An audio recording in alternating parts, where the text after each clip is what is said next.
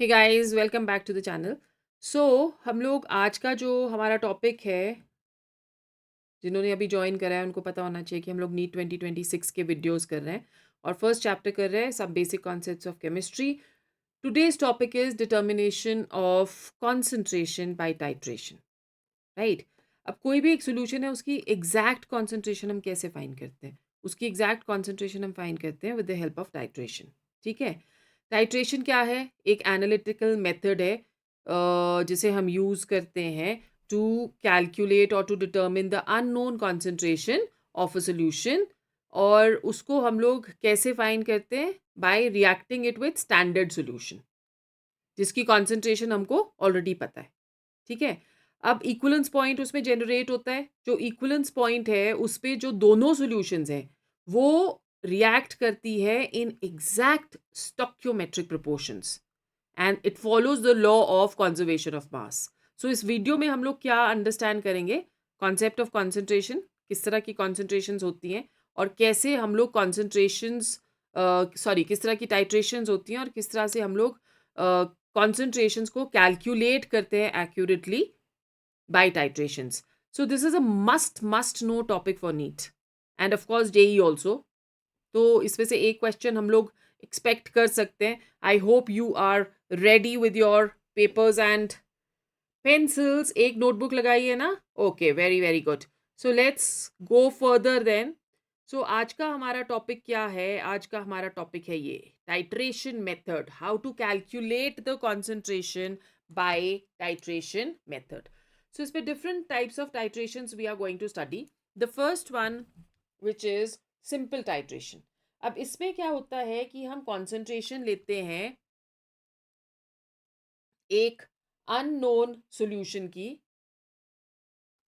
Okay.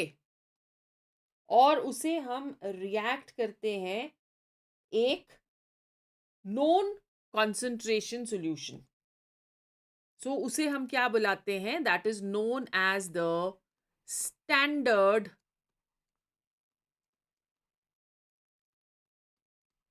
Solution. जैसे for example, अगर हमने एक सब्सटेंस लिया है ए, इसकी जो कॉन्सेंट्रेशन है दैट इज अननोन, पर वॉल्यूम इसकी नोन है which is V1। So let's say the concentration of this is X। इसको हम टाइट्रेट कर दिया with a standard substance which is B। इसकी कॉन्सेंट्रेशन है N2 और वॉल्यूम जो है that is V2।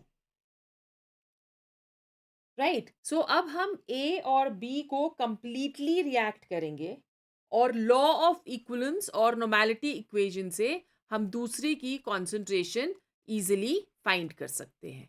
So this is one method जो कि सिंपल टाइट्रेशन में हम लोग यूज करते हैं टू कैलकुलेट द कॉन्सेंट्रेशन। थोड़ा और कॉम्प्लिकेटेड उसमें चलते हैं। डबल टाइट्रेशन क्या होता है? अब इस टाइट्रेशन में हम लोग कॉन्सेंट्रेशन को फाइंड करते हैं by titrating it with a standard substance, but in this case we are going to use indicator. तो इक्विवेलेंस पॉइंट को हम यहां यूज करेंगे। जैसे फॉर एग्जांपल, अगर हम लोग ले रहे हैं a solution which has NaOH and Na2CO3, sodium carbonate and sodium hydroxide। ठीक है। और इसको हम लोग टाइट्रेट कर रहे हैं with standard solution of HCl। The indicator which we are using over here is phenolphthalein। Right, so reactions they are taking place।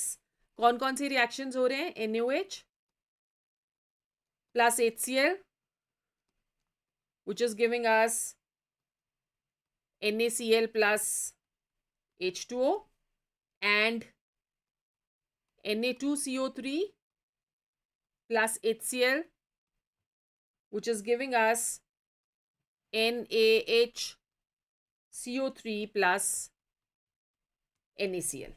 ठीक है। अब अगर हम लोग मिथाइल ऑरेंज एज इंडिकेटर लेते हैं,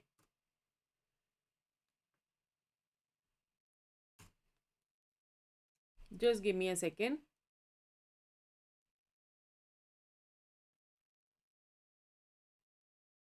okay, So we are taking over here methyl orange as indicator.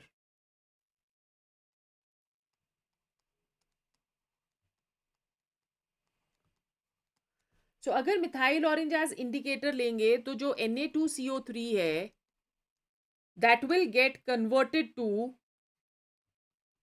NaCl plus carbon dioxide plus water.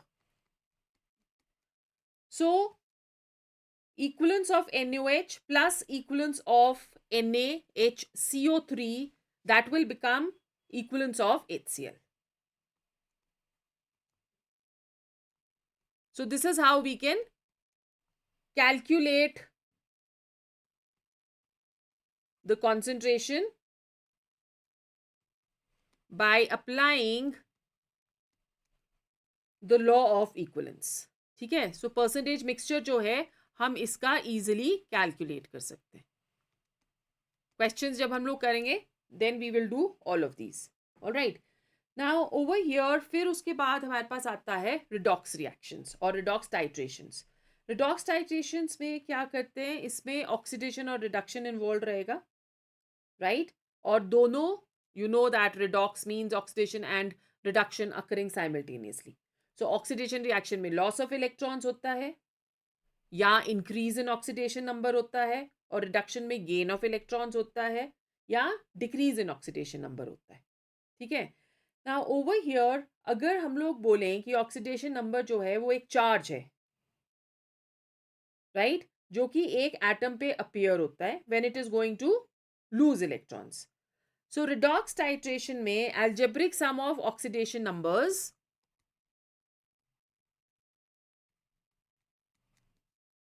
of all the atoms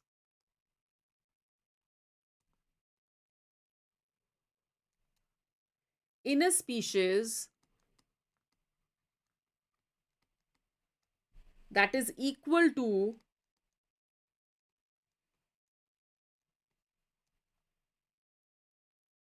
the charge.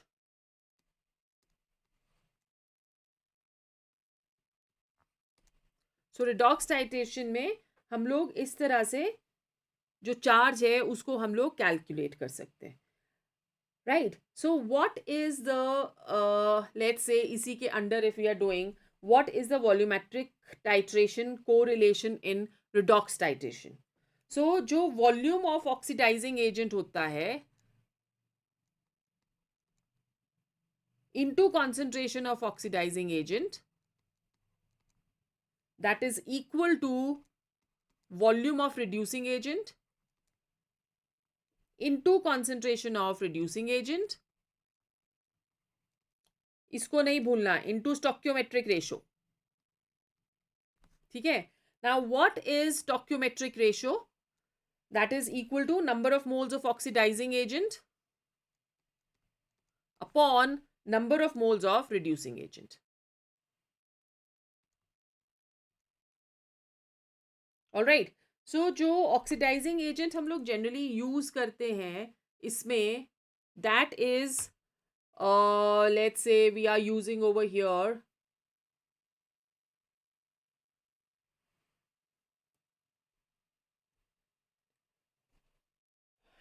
oxidizing agents जो हम लोग use करते हैं, that is KMNO4 in dilute H2SO4,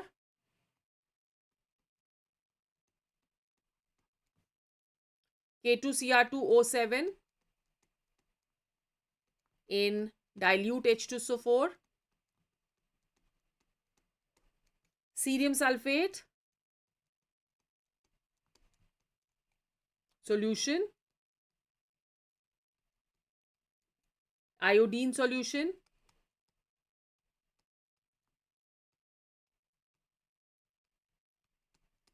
and potassium iodate. These are the oxidizing agents which we are using. Let's see what are the reducing agents which we are using. Ferrous sulfate, green vitriol, moher salt, oxalic acid, sodium thiosulfate,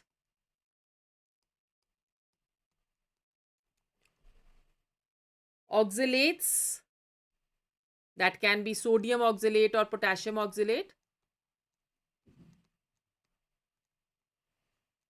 and arsenious oxide. तो ये हम लोग use करते हैं as reducing agents. अच्छा बच्चों, तो इसके बाद जो मैं टॉपिक लेने वाली हूँ ना, ये बड़ा इंपॉर्टेंट है. इसमें से हमें क्वेश्चन आता है, काफ़ी बारी मैंने देखा है कि इसमें से हमें क्वेश्चन आता है, वॉल्यूम स्ट्रेंथ ऑफ H2O2. तो इसको थोड़ा सा आपने आराम से करना है, देखना है, ठीक है. सो अब इसमें अगर हम लोग लेते हैं कि x वॉल्यूम ऑफ H2O2 आपको दिया है, तो x वॉल्यूम ऑफ H2O2, इसका मतलब क्या हुआ? इसका मतलब हुआ x liter of O2 is liberated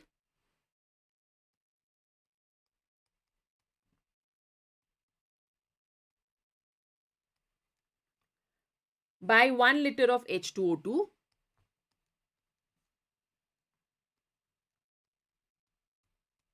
on decomposition.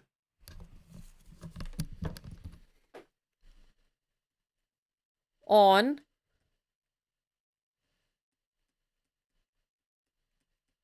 decomposition. ठीक है. अब अगर हम लोग इसकी थोड़ी सी कैलकुलेशंस करें,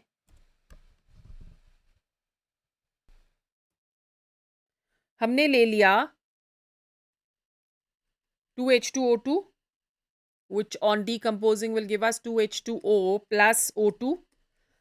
68 grams of this is giving us 22.4 liters of oxygen. So x liters of O2 released from 68x upon 22.4 grams of H2O2, that will be equal to 17x upon 5.6 grams. Okay. अब normality आपने calculate करनी है. तो normality कैसे calculate करोगे? Normality will be equal to 17x upon 5.6 into 17, which is equal to x upon 5.6. So in short, जो volume strength है x,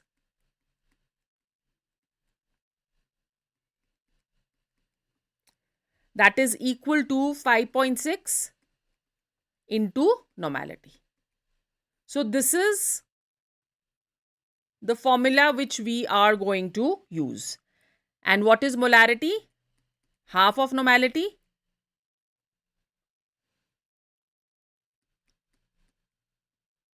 In this case, so it will be equal to x upon 11.2. सही बात? आ गया समझ? Okay. सो इस तरह से आप मोलारिटी और नॉर्मेलिटी दोनों कैलकुलेट कर सकते हो. तो आज के टॉपिक में हम लोग इतना ही करेंगे. We will be moving on to the next topic. कोई डाउट्स है तो प्लीज़ आप या तो यहीं कमेंट बॉक्स में लिख दो या टेलीग्राम चैनल पे लिख दो. I will definitely solve your doubts. ठीक है. और अगर वैसे भी आपको कुछ पूछना है तो you can just write a comment and I will answer your questions. Right, guys? See you soon. Bye bye.